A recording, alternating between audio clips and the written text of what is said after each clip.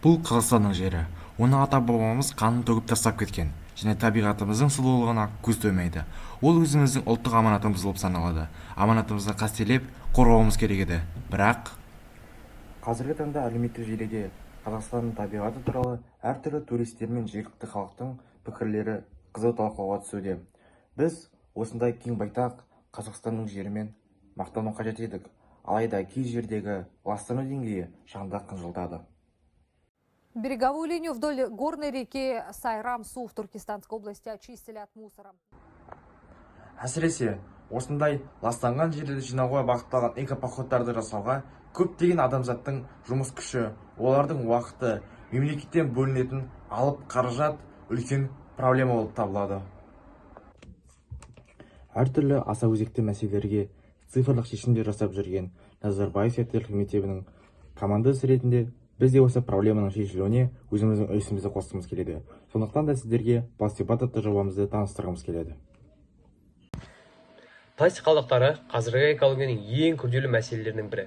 Қазақстанда коммуналдық қайта өңдеу үлесі 2025 жылдың соңында 28,16% көрсеткенімен, іс жүзінде нақты екінші шикізатқа айналатын бөлігі бар болғаны 1,1% ғана құрады. Бұл қалдықтардың едәуір бөлігі әлі де табиғатқа, полигондарға немесе аралас қоқыстарға кететінін көрсетеді.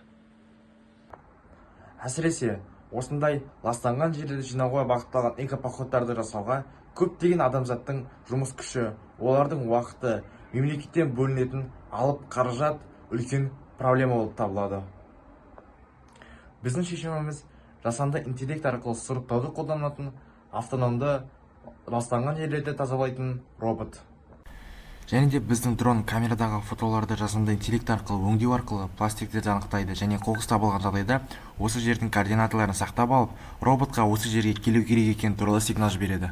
Роботымыз SG-90 сервомоторлары мен DC қозғалтқыштарының көмегімен қоқысты жинап, Raspberry Pi камерасы арқылы сұрыптайды да арнайы биостансыға жеткізеді.